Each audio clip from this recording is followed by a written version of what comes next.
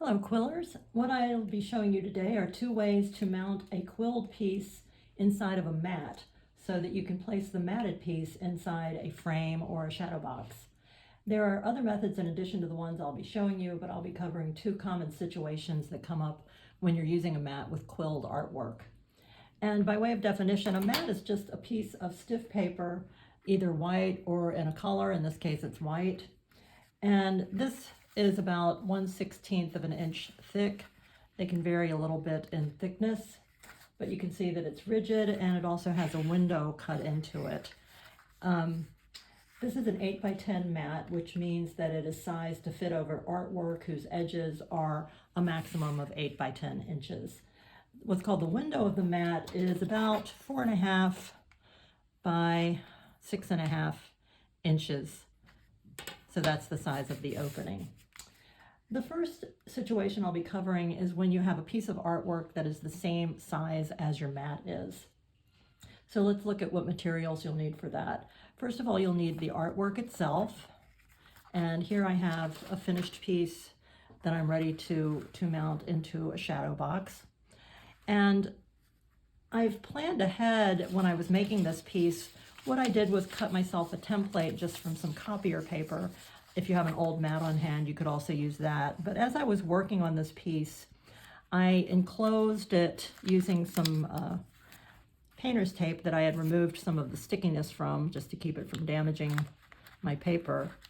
But I kept that kind of taped to my background piece, the piece I was quilling onto, as I was working, so that when I went to mat the piece, I would have a well-defined space that I'd been working in. So I know that I've worked toward this goal of putting it into a mat that has a window of this size, about 4.5 by 6.5 inches. So I've got my finished piece of quilling, and I know that it's the correct size to fit into this mat and to fit into the frame that or shadow box that I've purchased for it. So that's obviously the first thing I need. Second, I need my frame or shadow box, and I have purchased an 8 by 10 shadow box, which I'll get to a little later on. Third thing I need is the mat, which I have here. And your mat may or may not have what's called a backing board. That's a piece of mat board, the same weight as the mat itself, but it has no window, and that's used for the back of the matted piece. So sometimes a mat will come with this, or you may have purchased or created a mat yourself that does not have a backing board. We can work with or without it today in the frame that we'll be using. So to mount this piece is actually pretty straightforward, because all I have to do is simply place the mat over my finished artwork, make sure that they're aligned, and I'm also going to use my backing board behind the artwork. So I have 3 layers. I have the backing board, the artwork, and then the mat. And so once I have those all lined up, I know that when I put them in the frame, they're going to stay in place because they're all exactly the same size. So I don't have to worry about attaching them to each other to hold anything in place. The most important thing I want to point out is that when you are working with a mat, you want to make sure that the side that's beveled or angled is the side that's facing out, that the viewer can see. So if you look at the back of the mat, you'll see that it's a straight edge. If you look at the front of the mat, the part that's meant to be shown, you'll see that it's slightly angled or beveled. So you always want to make sure that you've got your artwork oriented correctly. The other thing that is important when working with a mat, especially if it's a white mat, is that it's very easy to accidentally touch it with a pencil or a pen or something of that nature. So when I'm working on my desk in this case, I always put down some type of cloth so that if I have to have the mat touch the surface of my desk, it doesn't accidentally pick up a spot of ink that will make it unusable, because it's nothing more annoying than getting a little spot of ink right here on your mat board and then you can't use it anymore. You have to just discard it or try to figure out something to cover it up with. So once I've got those pieces assembled, I can then proceed putting it into my shadow box.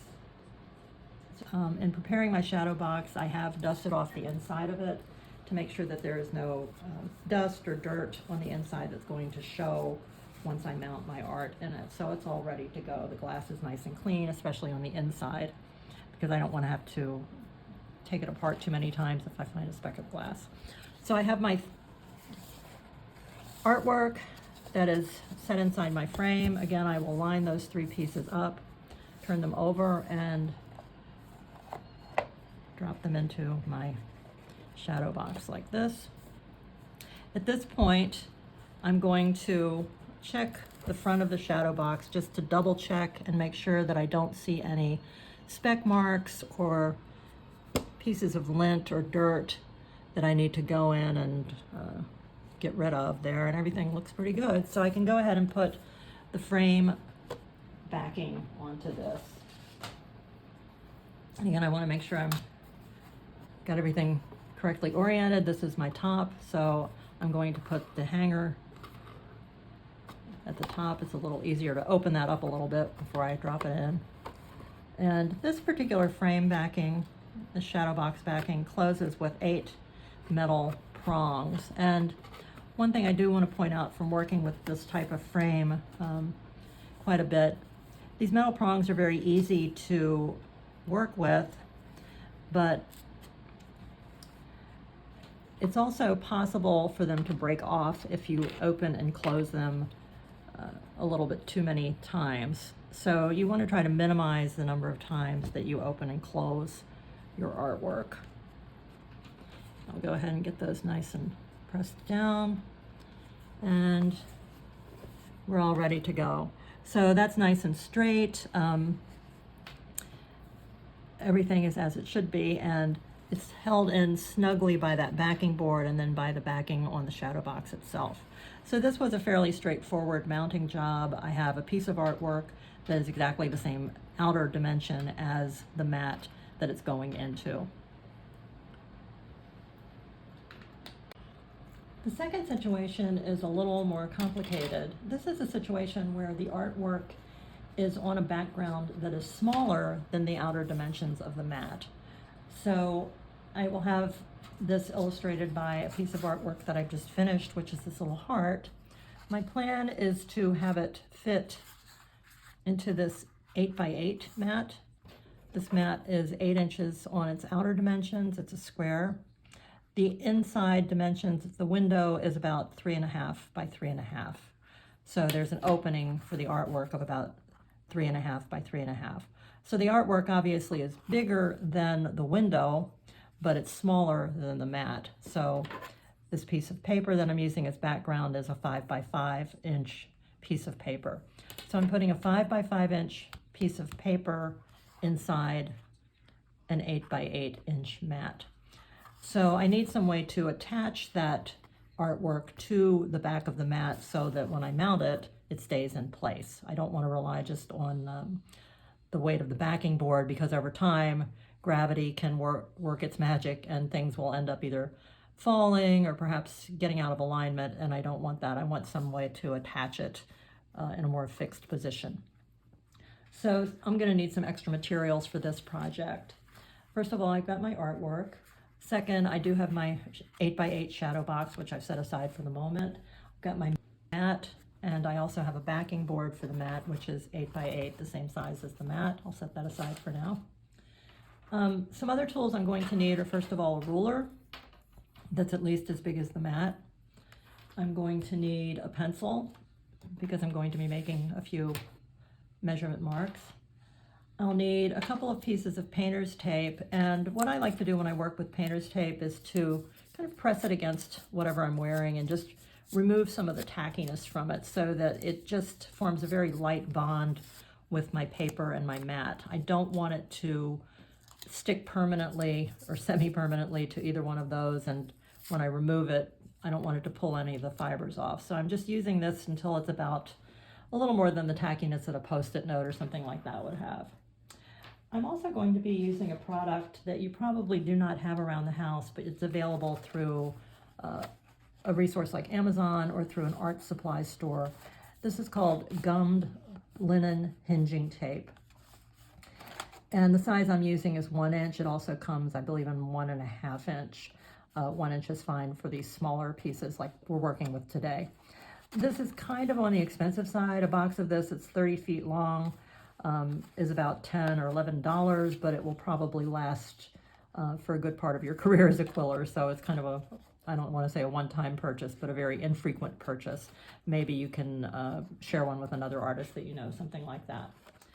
And I'll show you how to use that in the course of the video. And the final thing I'm going to need is what's called a burnisher, which is simply a tool for rubbing and pressing. It's kind of a specialized tool, but you can do very well with something like an old credit card or hotel key, which is what I've got here. So this will suffice for our purposes. You want to make sure that's clean, but other than that, don't run out and buy a burnisher just for this. You can use something like an old credit card. So the first thing I do is I'm going to have to attach my background piece. This is the background piece that I'm going to mount my artwork on. I'm going to need to attach that to the back of the mat. So the first thing I want to do is make sure I am indeed working with the back of the mat. And as I showed you before, the front of the mat has these bevels or angles in it, the angled cut, which kind of gives it a more polished look. So I'm going to turn that over so that I'm working with the back of the mat. The back of the mat, again, has got these square cuts in it rather than an angled cut.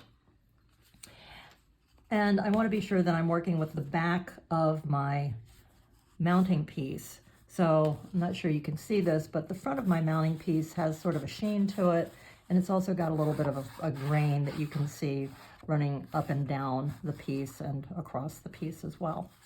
So I want to make sure that I'm working with the back of this piece and the back of the mat, so that when I attach them together, the front of each piece will be the part that shows, okay? Now, I determined before that my mounting piece is 5 by 5 inches and my mat is 8 by 8 inches. So that means there's a total difference, since this is a square, there's a difference of 3 inches between this and this. So if I divide that in half so that half is on each side, I want to get this centered nicely. So I know you can't see the back once it's mounted, but if my purchaser ever takes this apart or something like that, I want them to see that I've done a neat job in mounting the piece, not just in finishing the front of it. So what I've done is take my ruler and I've marked off 1.5 inches from each side of the piece toward the middle, just marked it very lightly with a faint pencil mark. And I also did the same on the vertical dimension. So I've got these 4 little measurement points marked off, and I can use those to position my mounting piece, my backing piece for the quilling, onto the mat. And I'm going to hold that in place temporarily with this painter's tape. This is just to hold it in position while I'm working on a way to hold it down a little more semi-permanently. The first thing I'm going to do is check the front of it, because I did mention that this has a grain to it, and even though I made square cuts on it, I want to double check it visually and make sure it looks like the grain is running evenly, and it does look okay to me. If I needed to adjust that, I could come back here and remove these pieces of painter's tape and get that exactly right, but I'm in pretty good shape here. This next step is where our linen hinging tape comes in, and I did want to mention something I overlooked before. One reason I like this brand of tape, this is the same brand of glue that I use by Lineco. They're very good at adhesives. This, you'll notice, is marked as an archival quality glue, and it's also what's called a reversible way of adhering. It's acid-free, it's water reversible, it's archival quality. Those are 3 good things. Reversible simply means that if if I sell this piece, the purchaser ever wants to remove the hinging tape that I'm going to put up here, they can take it to a framing shop and have that removed safely without doing a lot of permanent damage to the piece itself. So this is a nice strong tape, but it can be reversed if necessary. Let me briefly explain how this tape works. It comes in a roll, so I'm going to open the box and take out the roll. And what I'll be using for my 8 by 8 mat is a strip of the tape that's about 7 inches long. So I want it to cover the top of my inside piece, but be shorter than the mat itself. So I'll measure off a piece that's 7 inches and cut that.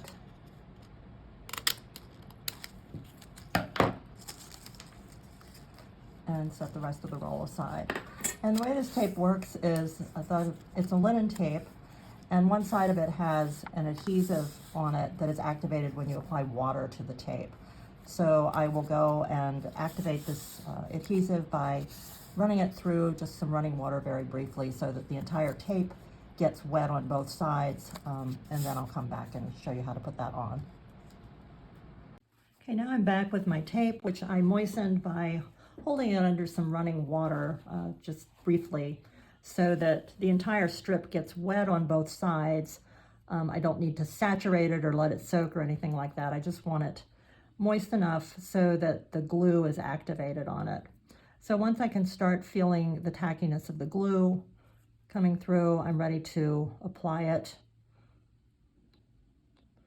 to the back of my piece, and I'm going to form a bond between the back of the artwork and the mat itself.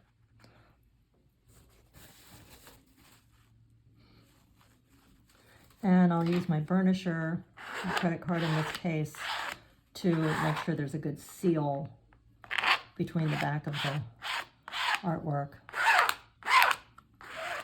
and the mat.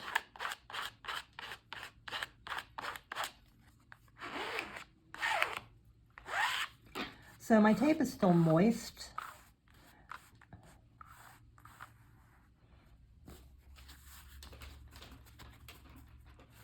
Or damp. I can use a paper towel now to absorb any extra moisture.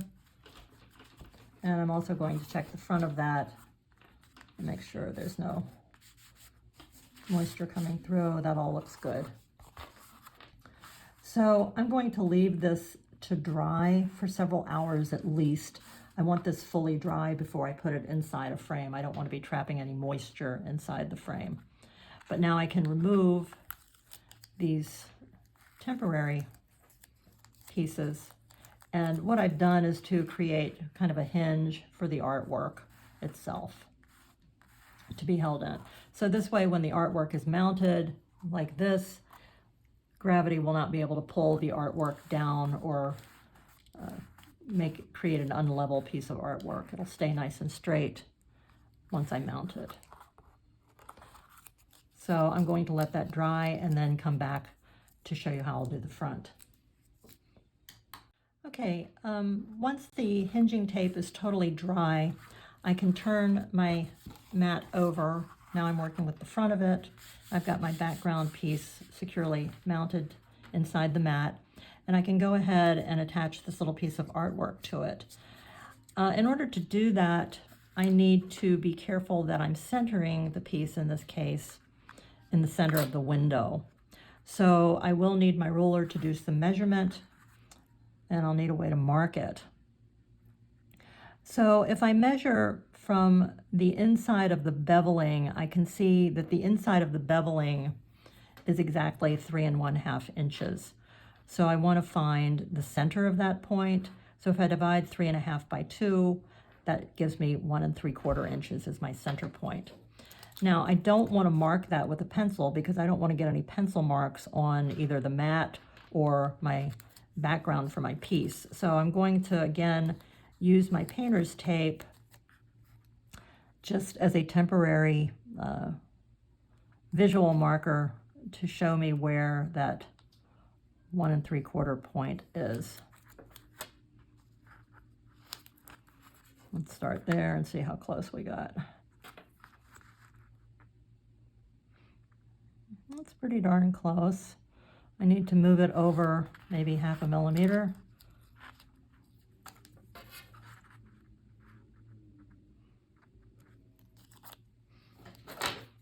I'll cut this down a little bit to make it easier to work with.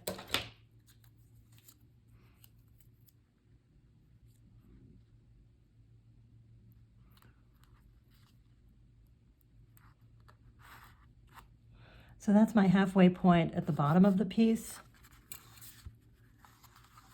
Now I need to do the same thing for the top of the piece. A little piece of the painter's tape, and again, this has had a lot of the tackiness removed, so it's not going to damage the mat when I pull it off. That's very important. I will find my 1 3/4 inch mark.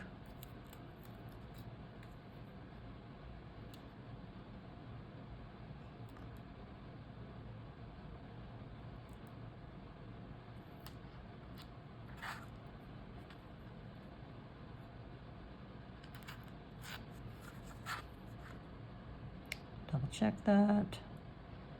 It's a little bit tight, but I think that's okay. All right. So again, I want to make sure I'm dealing with right side up so I don't mount it upside down. The other thing I want to do is make sure that I've got the same amount of space at the top and the bottom of my quilled piece. In other words, I want each of those pieces of the heart to be approximately level.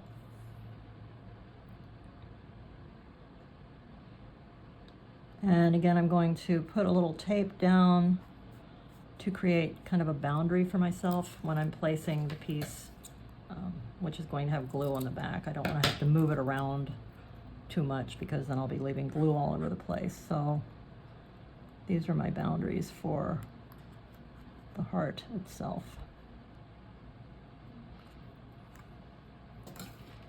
Okay. So now I'm going to apply glue to the back of this, and I'll be using the same kind of adhesive that I use for quilling, which is the Linico Neutral pH PVA adhesive.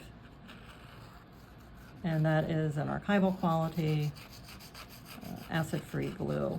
So I'm very comfortable using it for my quilling because I know it's going to maintain its integrity over time. My glue on the back of my piece that I'm going to be gluing down, handling it very carefully as I hover above the mat. I don't want to drop this on the mat and get glue all over the place. But now I can start to place the piece. I will have to move out of frame for a second so I can actually be looking straight down on this.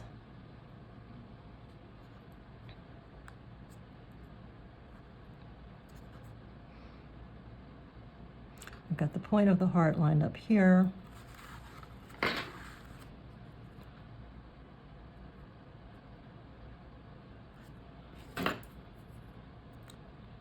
And making sure I've got those aligned.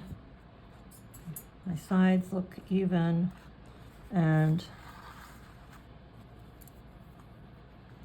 I want to make sure the top is level.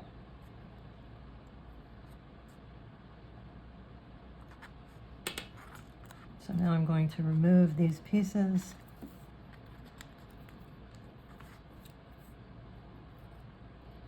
You can see they're coming off without damaging the mat. I'd be really frustrated if they tore off a piece of the mat while I was removing them, but that hasn't happened. So that all looks straight. And what I will do is weight this down with some of my hex bolts. I don't have those at hand, but I will use something to put a little weight on this while it dries completely, and I will have a finished piece ready to mount into my shadow box. So I wanted to close by showing you the finished product in the shadow box. Came out very nicely, I think. And as you can see, since I have the artwork and the background of the artwork secured to the mat, when this is hung vertically, there's no danger of them slipping down or becoming uneven over time because of gravity's effect. So I hope you've learned something about how to use a mat to set off your quilled artwork and how to mount that into a shadow box. Have fun.